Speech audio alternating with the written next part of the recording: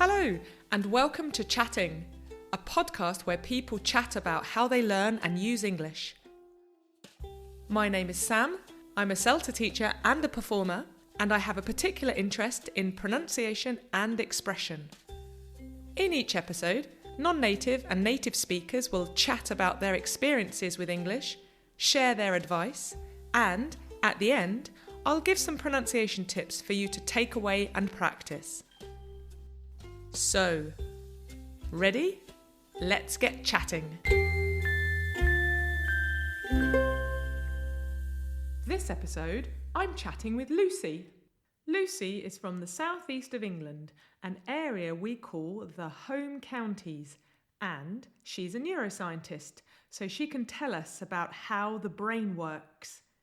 We were able to meet in person and enjoy a nice cup of tea together, jasmine, I think, which was lovely. But just a quick warning, the creaking you can hear at the beginning of our chat was my old dining room table. We chatted about not pronouncing or dropping the letter T, Cockney Rhyming Slang, and your mirror neurons, how mirroring other people, so doing what they do, can help you learn a language. But I started by asking Lucy to tell me a little bit about herself.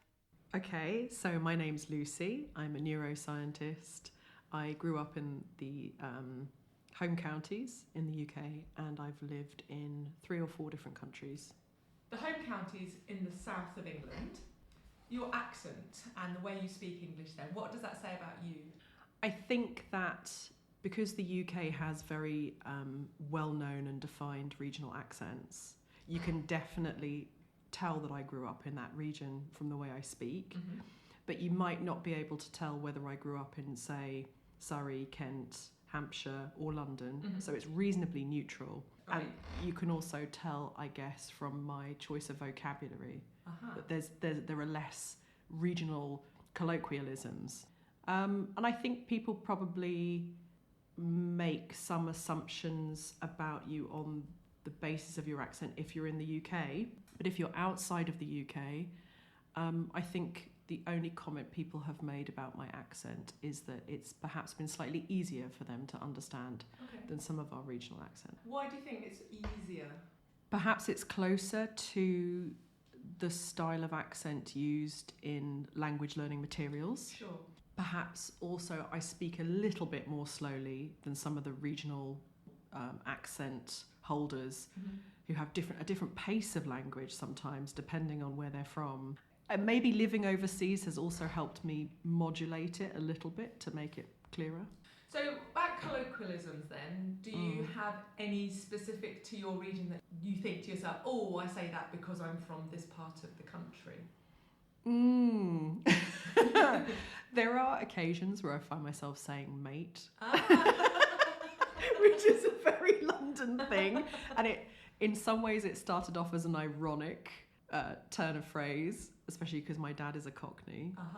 And then sometimes when I'm overseas, it's quite comforting for me to bring in the colloquialisms from my home location. It can be a way to add emphasis when you're not consciously thinking about what you're saying. Maybe you're carried away, maybe you're having an argument, or maybe you're driving, you're like, oh, get out the way, mate. You know, it gives you a way to express yourself which is more visceral. Yes. You're not making calculated decisions about how your language comes across. Yeah, it's funny that you say mate in a sort of Cockney way with you drop the T and don't say it in your lovely accent, say mate. Mate, get out of the way, mate. And I hate that.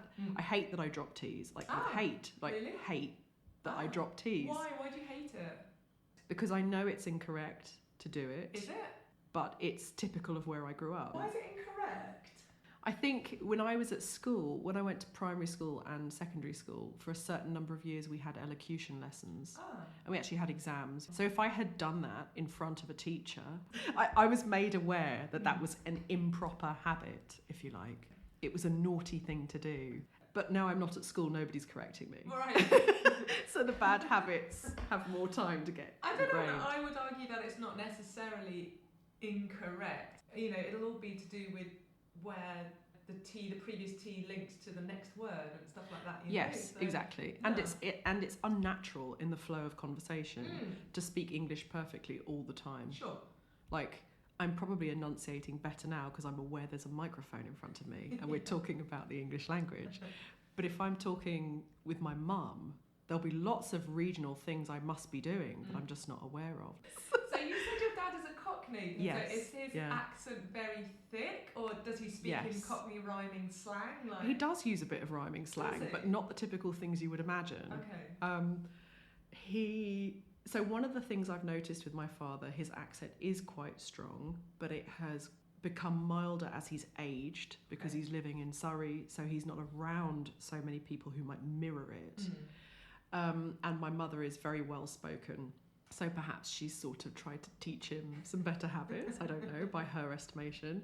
And he tended to use rhyming slang, a bit like me with mate, when he was trying to denigrate, make fun of, or when he got annoyed. Right. So I remember he made fun of a neighbour who used to wear a wig, a toupee, and he kept referring to it as a syrup. So that would be an example where, I don't know if he was being deliberately humorous per se, just in his mind, when he learned the term for a wig, it was a syrup when he was a child. Yeah.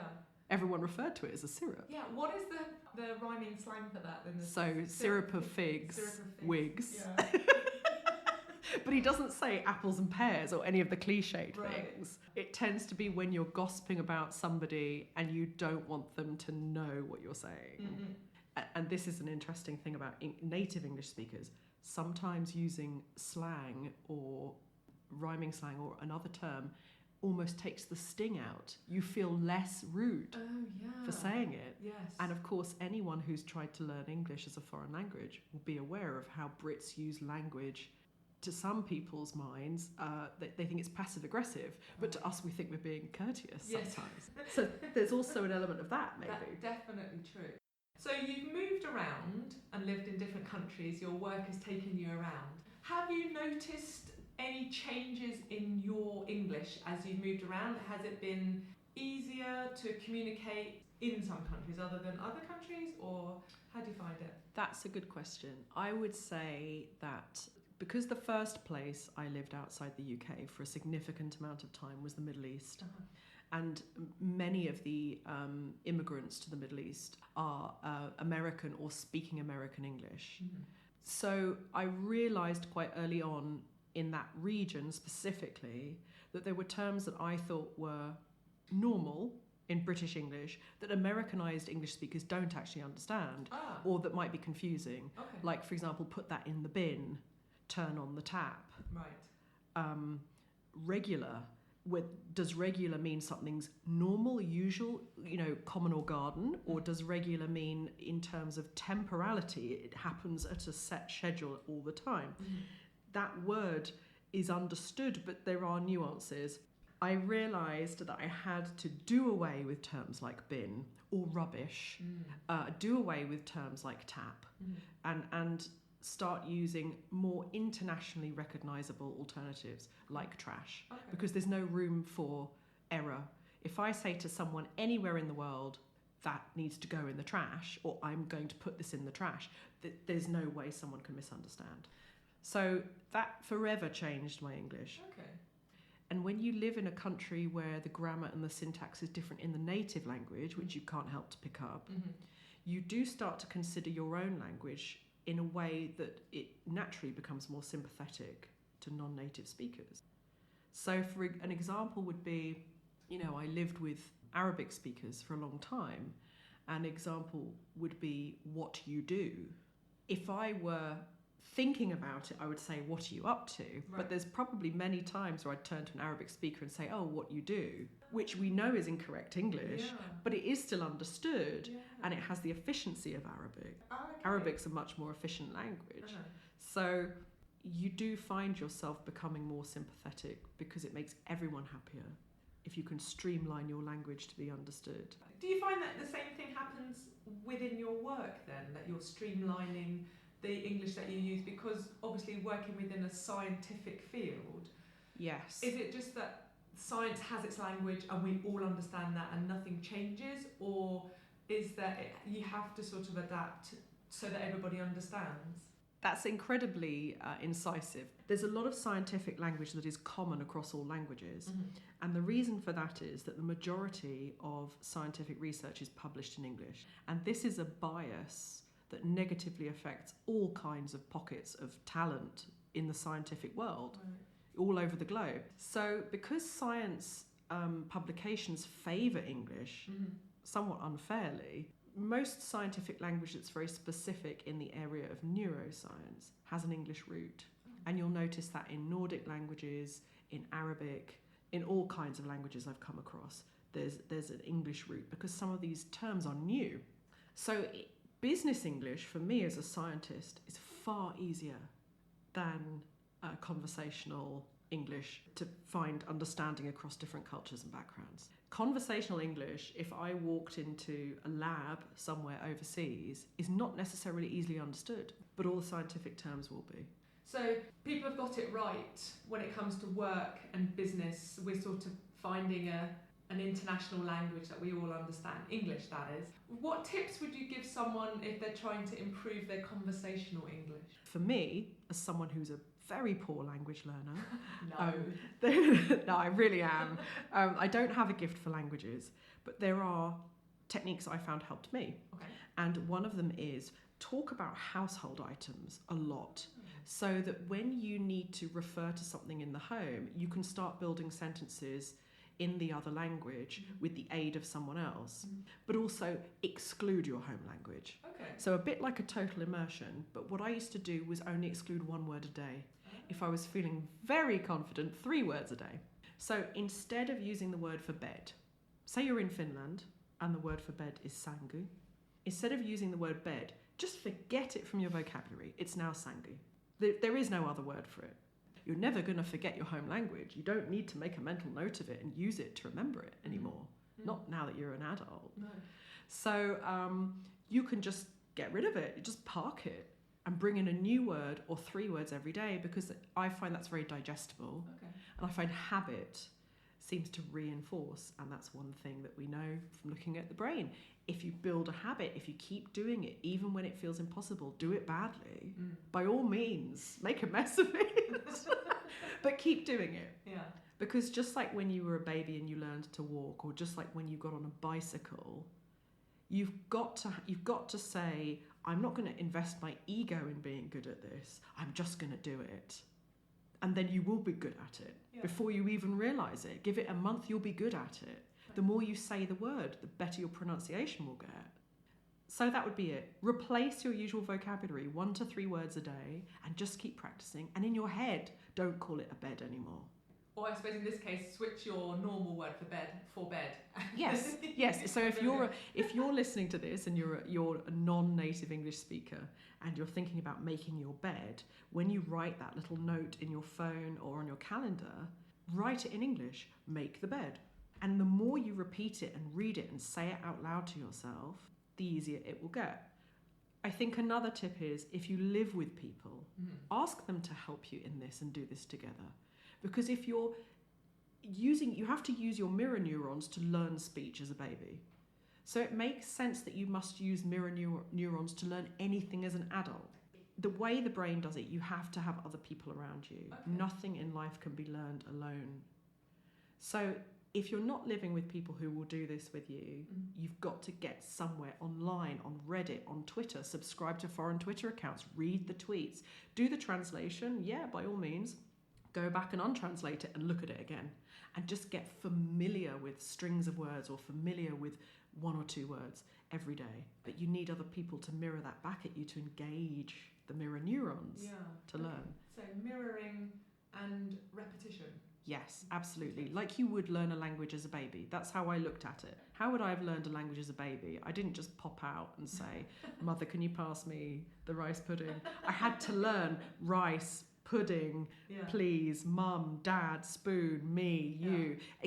Language is all about relating to others. It's your currency in expressing thought. So one of the things that you learn as a clinical psychologist early on, just because you feel you said something doesn't mean other people understood that same meaning. Right. So when you think about that in terms of everything you do, learning to walk down the street without bumping into people, learning to speak a language, it's the connection between you and others. So it's not possible to learn without others. I think that's beautiful. How fabulous, yes. Oh, I should say, mate, that was amazing. Yeah, mate. Check out my syrup.